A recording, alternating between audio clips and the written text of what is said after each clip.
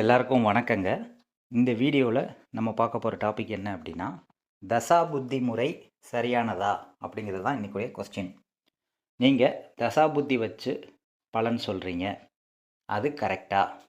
கரெக்டுனா எப்படி கரெக்டு அப்படிங்கிறத நீங்கள் நிறுவிங்க. நீங்கள் என்ன சொல்கிறீங்க, விம்சோத்ரி தசா முறை அப்படிங்கிறது பராசரர் கண்டுபிடிச்ச முறை அப்படின்னு சொல்லி நீங்கள் சொல்கிறீங்க. இதை உடுமகா திசை அப்படின்னு சொல்கிறீங்க. இது எப்படி கால்குலேட் பண்ணப்படுது அப்படின்னா, சந்திரன் என்ற நட்சத்திரத்தை வச்சு இந்த தசாபுத்தி கால்குலேஷன் கொடுக்கப்பட்டிருக்கு அப்படின்னு சொல்லி சொல்கிறீங்க. ஒவ்வொரு கிரகத்துக்கும் ஒரு குறிப்பிட்ட தசாபுத்தி, குறிப்பிட்ட டைம் பீரியட் வந்து கொடுக்கப்பட்டிருக்கு. இது வந்து 120 வருஷம் ஆயுள் காலத்துக்கு உருவாக்கப்பட்ட தசாமுறை. ஓகேயா? இதை வச்சு நீங்கள் பலன் சொல்கிறீங்க. நான் என்ன கொஸ்டின் கேட்குறேன் அப்படின்னா, இந்த தசாமுறை எதுக்காக உருவாக்கப்பட்டது அப்படின்னு தெரியாது. அதே மாதிரி வந்து எந்த கான்செப்டில் உருவாக்குனாரு அப்படின்னு தெரியாது. இந்த தசாமுறை ஒர்க் ஆகலை அப்படின்னா அது நியாயப்படுத்துகிற வேலையை வந்து கரெக்டாக பார்க்குறீங்க. ஒரு தசை ஏதோ ஒரு ஒர்க் ஆகுது, இதை டெஸ்ட் பண்ணி பார்க்கும்போது, நடைமுறையில் டெஸ்ட் பண்ணி பார்க்கும்போது ஒர்க் ஆகுதா ஒர்க் ஆகலையா அப்படின்னு பார்க்கும்போது பாதி பேருக்கு ஒர்க் ஆகுது, பாதி பேருக்கு ஒர்க் ஆகலை. அப்போ இது ஒர்க் ஆச்சு அப்படின்னா எல்லாருக்குமே ஒர்க் ஆகணும். ஒர்க் ஆகலை அப்படின்னா எல்லாருக்குமே ஒர்க் ஆகக்கூடாது. அப்படி தானே இருக்கணும். ஆனால் கொஞ்சம் பேருக்கு ஒர்க் ஆகுது, கொஞ்சம் பேருக்கு ஒர்க் ஆகலை. சொல்கிறது சில பேர் கரெக்டாக வருது, சில பேருக்கு தப்பாக வந்தால் அது பார்த்துருச்சு சேர்ந்துருச்சு அப்படின்னு சொல்லி நியாயப்படுத்துகிறீங்க. இதுதான் நான் தப்புன்னு சொல்கிறேன். நீங்கள் ஒரு விஷயத்த சொன்னீங்கன்னா அது சொன்னபடி நடக்கணும்.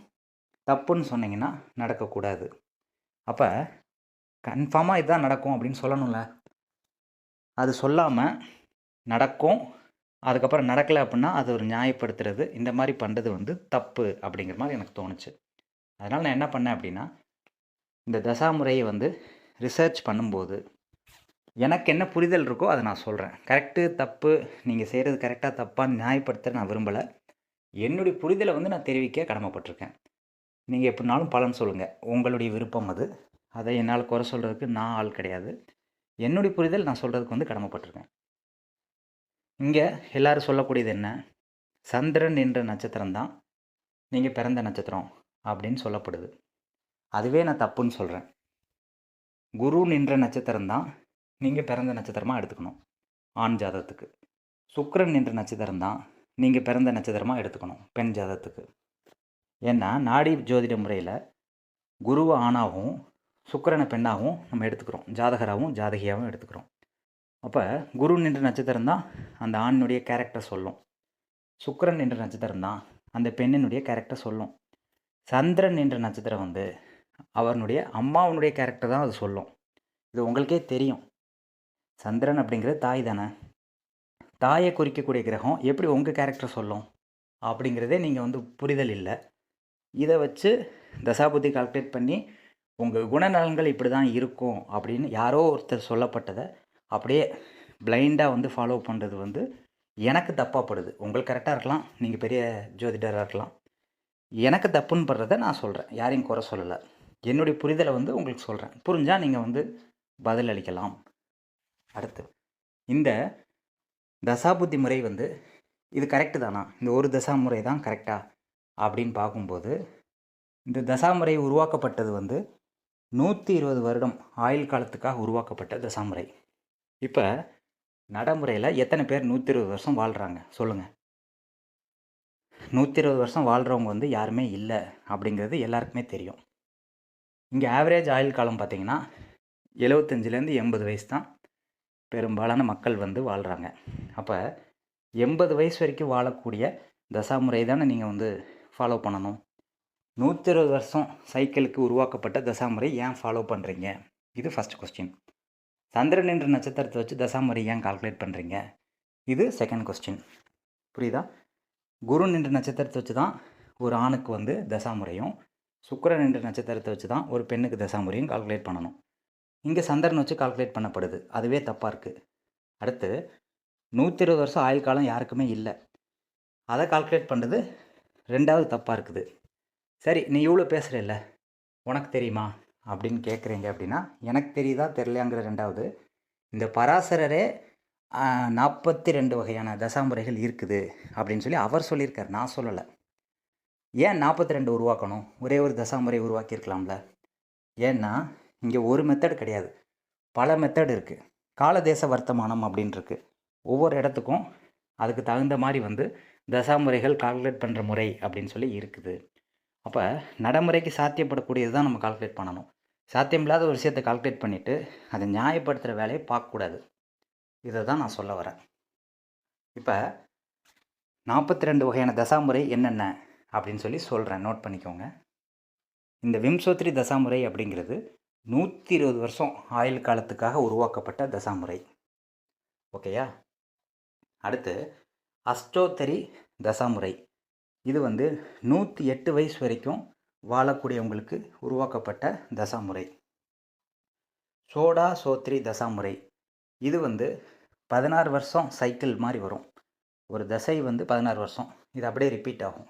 இந்த முறை வந்து ஒவ்வொரு கிரகத்துக்கும் 16 வருஷம் கால்குலேஷனில் வரும். அந்த மாதிரி உருவாக்கப்பட்டது சோடா சோத்ரி தசாமுறை. அடுத்து சர தசாமுறை. சர தசாமுறை அப்படின்னா ராசிகளுக்குன்னு ஒரு தசை இருக்குது, அதுபடி உருவாக்கப்பட்ட தசாமுறை தான் இந்த சர தசாமுறை. அடுத்து நட்சத்திர தசாமுறை. ஒவ்வொரு நட்சத்திரத்துக்கும் ஒரு தசை இருக்குது. இதை என்ன சொல்லலாம் அப்படின்னா வலவோட்டு நட்சத்திரங்கள், இடவோட்டு நட்சத்திரங்கள் அப்படின்னு சொல்லி 2 விதமாக பிரிக்கிறாங்க. நட்சத்திரத்திலேயே வலது பக்கம் ட்ராவல் ஆகக்கூடிய நட்சத்திரம் கொஞ்சம் இருக்குது, இடது பக்கம் ட்ராவல் ஆகக்கூடிய நட்சத்திரம் இருக்குது. அதை வலவோட்டு நட்சத்திர திசை, இடவோட்டு நட்சத்திர திசை அப்படின்னு சொல்லி இருக்குது. அதுக்கும் தசா புத்தி இருக்குது. அதை வந்து இங்கே ஜாமக்கோல் பிரசனத்தில் வந்து இந்த இடது பக்கமாக இதை வந்து என்ன சொல்லுவாங்க அப்படின்னா சவ்விய நட்சத்திரங்கள், அபசவ்ய நட்சத்திரங்கள் அப்படின்னு சொல்லி சொல்லுவாங்க. சவ்விய நட்சத்திரங்கள்னால் வலவோட்டு நட்சத்திரங்கள், ரைட் சைடு ட்ராவல் ஆகக்கூடியது. அபசவ்ய நட்சத்திரங்கள் அப்படின்னா இடவோட்டு நட்சத்திரங்கள், லெஃப்ட் சைடு ட்ராவல் ஆகக்கூடியது. இப்படி 2 விதமாக வந்து பிரிக்கிறோம். நட்சத்திரத்துக்கே வந்து ரைட் சைடில் ட்ராவல் ஆகக்கூடிய பிளானட்ஸ் வச்சு கால்குலேட் பண்ணணுமா, லெஃப்ட் சைடில் ட்ராவல் ஆகக்கூடிய நட்சத்திரத்தை வச்சு கால்குலேட் பண்ணணுமான்னு 2 முறை இருக்குது. இதில் எது கரெக்டு தப்புன்னு தெரிஞ்சுக்கிறது 2வது. இதுலேயும் வந்து தசாபுத்தி இருக்குதுன்னு சொல்கிறேன். அப்போ ராசிகளுக்கு தசாபுத்தி இருக்குது, சர திசைன்னு சொல்கிறாங்க. நட்சத்திரத்துக்கும் தசாபுத்தி இருக்குது, அதை வந்து என்ன சொல்கிறாங்க நட்சத்திர திசைன்னு சொல்கிறாங்க. வலவோட்டு நட்சத்திரம், இடவோட்டு நட்சத்திரம், சவ்ய நட்சத்திரம், அபசவ்ய நட்சத்திரம்னு சொல்கிறாங்க. அடுத்து கிரகங்களுக்கும் தசாமுறை இருக்குது. அடுத்து லக்னத்தை வச்சும் தசாமுறை இருக்குது. ஓகேயா? அடுத்து காலச்சக்கரத்துக்கும் ஒரு தசாமுறை இருக்குது. காலச்சக்கரத்தை வச்சு தசாமுறை கால்குலேட் பண்ணப்படுது. அடுத்து யோகினி தசாமுறை அப்படின்னு ஒன்று இருக்குது. அது என்ன, எப்படி பிரிக்கிறாங்க அப்படின்னா 8 கிரகங்கள், கேதுவுக்கு வந்து திசை கிடையாது, 8 கிரகங்களுக்கு திசை வடிவமைச்சிருக்காங்க. ஒரு கிரகத்துக்கு 1 வருஷம், இன்னொரு கிரகத்துக்கு 2 வருஷம், இன்னொரு கிரகத்துக்கு 3 வருஷம், இன்னொரு கிரகத்துக்கு 4, இன்னொன்று 5, இன்னொன்று 6, இன்னொரு கிரகத்துக்கு 7, இன்னொரு கிரகத்துக்கு 8. இப்படி அசைன் பண்ணி இது மொத்தத்தையும் கூட்டினீங்கன்னா 36 வருஷம் வரும். இந்த 36 வருஷம் சைக்கிள் வந்து திரும்ப ரிப்பீட் ஆகும். இதுக்கு பேர் வந்து யோகினி தசாமுறை அப்படின்னு இருக்குது. அதை வச்சும் தசா புத்தி கால்குலேட் பண்ணி சொல்லக்கூடிய விஷயங்கள்லாம் இருக்குது. அப்போ என்னென்ன தசாமுறை இருக்குதுன்னு ஒரு லிஸ்ட்டு சொல்கிறேன், நோட் பண்ணிக்கோங்க. 42 வகையான தசாமுறை சொல்கிறேன். 1 விம்சோத்ரி தசாமுறை, 2 சோடா சோத்ரி தசாமுறை, 3 துவாதசோத்ரி தசாமுறை, அடுத்து அஷ்டோத்ரி தசாமுறை, அடுத்து பஞ்சோத்ரி தசாமுறை, அடுத்து சதுர சிட்டி தசாமுறை, அடுத்து திவிசதாதி தசாமுறை, அடுத்து சஷ்டத்தியானி தசாமுறை, அடுத்து சட்டிரம் சாத் தசாமுறை, அடுத்து நவாம்ச நவதிசை முறை, அடுத்து ரசாயன தசாமுறை, அடுத்து கால தசாமுறை, அடுத்து சக்கர தசாமுறை, அடுத்து காலச்சக்கர தசாமுறை, அடுத்து சுதர்சன சக்கர தசாமுறை, அடுத்து சர பாரியாய தசாமுறை, அடுத்து நவாம்ச ஸ்திர தசாமுறை, ஸ்திர தசாமுறை, சதுர்வித உத்தர தசாமுறை, அடுத்து பார்த்திங்கன்னா பிரம்ம கிரகாசீத்திர தசாமுறை, அடுத்து கேந்திர தசாமுறை, அடுத்து காரகேந்திர தசாமுறை, அடுத்து காரக கிரக தசாமுறை, அடுத்து மந்துக தசாமுறை, அடுத்து சூல தசாமுறை, அடுத்து நட்சத்திர தசாமுறை,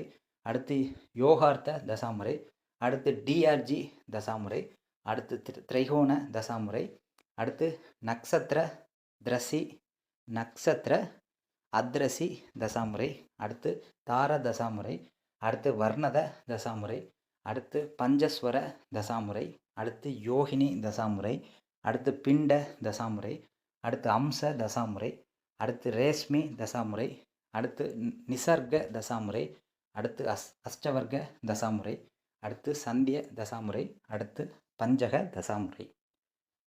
இது கிட்டத்தட்ட ஏதாவது ஒன்று ரெண்டு விடுபட்டிருக்கலாம். கிட்டத்தட்ட 42 வகையான தசாமுறைகள் இருக்குது. இந்த 42 தசாமுறையில் எந்த தசாமுறைனாலும் நீங்கள் ஃபாலோ பண்ணிக்கலாம். ஃபாலோ பண்ணும்போது உங்கள் ஒப்பீனியனுக்கு ஏற்ற மாதிரி பலன் மாறும். இப்போ ஜோதிட முறையிலே பல முறைகள் இருக்குது. கிரகத்தை வச்சு பார்க்கக்கூடிய முறை இருக்குது, பாவகத்தை வச்சு பார்க்கக்கூடிய முறை இருக்குது, காலச்சக்கரத்தை வச்சு பார்க்கக்கூடிய முறை இருக்குது, நட்சத்திரத்தை வச்சு பார்க்கக்கூடிய முறை இருக்குது. இப்படி அதிலே பல டைப்ஸ் இருக்குது. அதே மாதிரி தசாலையும் பல டைப்ஸ் இருக்குது. இதில் இந்த விம்சோத்திரி தசா முறை மட்டும்தான் கரெக்டு, மற்ற எல்லாமே தப்புன்னு நீங்கள் சொல்ல முடியாது. அதுவே சில டைமில் பலன்கள் தப்பாக வருது. ஏன் அப்படின்னா, இப்போ ஒருத்தருக்கு வந்து ராசி வந்து ஸ்ட்ராங்காக இருக்குது, கிரகங்கள் வந்து வீக்காக இருக்குது அப்படின்னா, ராசி மேலோங்கி இருக்குது அப்படின்னா, எது மேலோங்கி இருக்குதோ அதனுடைய பலன்கள் வந்து நல்லாயிருக்கும். கிரகங்கள் வீக்காக இருக்குதுன்னா அது சார்ந்த விஷயங்களில் வந்து பாதிப்பு வரும். அப்போ யாராலையுமே பெர்ஃபெக்டாக எதையுமே சொல்ல முடியாது அப்படிங்கிறது தான் இதில் நிதர்சனமான உண்மை. அதனால் வந்து தசாமுறை கால்குலேட் பண்ணி இந்த திசை வந்துருச்சு, அந்த திசை வந்துருச்சு, திருமணம் பண்ணக்கூடாது, இதனால் வந்து பாதிப்பு வந்துடும் சொல்லி இந்த கட்டுக்கதைகளை ரொம்ப நாளாக வந்து சொல்லிகிட்ருக்காங்க. நடைமுறையில் ஒத்து வரல. 120 வருஷம் யார் வாழ்கிறா? ஃபஸ்ட்டு 120 வருஷம் தசாமுறை கால்குலேட் பண்ணுறதை வச்சு நீங்கள் வந்து பலன் சொல்கிறீங்க. அப்படி நீங்கள் பெர்ஃபெக்டாக பலன் சொல்கிறீங்கன்னா 80-85 வயசுக்கு இருக்கக்கூடிய தசையை தான் நீங்கள் வந்து தசா புத்தி முறையை தான் நீங்கள் ஃபாலோ பண்ணணும். 120 வருஷம் தசா முறை ஏன் ஃபாலோ பண்ணுறீங்க? அதுவே நடைமுறைக்கு ஒத்து வராத ஒரு விஷயம். ரெண்டாவது, அது ஒத்து வந்தால் ஓகே, தசா புத்தி ஒர்க் ஆச்சா ஓகே. பாதி பேருக்கு மேலே ஒர்க் ஆகலை, யாராலையும் கரெக்டாக கணிக்க முடியல அப்படிங்கும்போதே அது தப்புங்கிறது தெரியுது. அதனால் வந்து நான் தப்பு கரெக்டுன்னு சொல்கிறத விட புரிதலோடு எதையும் பண்ணுங்க அப்படிங்கிறது தான் என்னுடைய கருத்து. இந்த பாவகம் அப்படிங்கிறதே வந்து கொஞ்ச நாளுக்கு அப்புறம் உருவாக்கப்பட்டது தான். ஃபஸ்ட்டு வந்து கோச்சாரத்தை வச்சு தான் பலன் சொல்லிகிட்டு இருந்தாங்க. கிரகத்துக்கு திரிகோணத்தில் இருக்கக்கூடிய விஷயங்களை வச்சு தான் பலன் சொன்னாங்க. அது காலப்போக்கில் வந்து லக்னம் உருவாச்சு. லக்னத்துலேருந்து பாவகத்தை உருவாக்கி காம்ப்ளிகேட் பண்ணி எதையுமே பலன் சொல்ல முடியாத அளவுக்கு கன்ஃபியூஸ் பண்ணி அதுக்கப்புறம் தசா புத்தியில் வந்து எல்லாமே சொல்ல முடியும்னு ஏமாற்றி ஒரு கன்க்ளூஷன் கொண்டு வந்து நிப்பாட்டியிருக்குது. இது நடைமுறையில் ஒத்து வரல. செக் பண்ணி பாருங்கள். ஒத்து வந்தால் ஃபாலோ பண்ணிக்கோங்க, ஒத்து வரலன்னா உங்களுக்கு பிடிச்சதை ஃபாலோ பண்ணுங்கள். என்னை குறை சொல்ல வேண்டாம். என்னுடைய அனுபவ கருத்துக்களை ஷேர் பண்ணுறேன், யாரையும் குறை சொல்லலை. இதுதான் என்னுடைய புரிதல். இது வந்து உங்களுக்கு பயனுள்ளதாக இருக்கும்னு சொல்லி நான் நம்புகிறேன். நன்றி, வணக்கம்.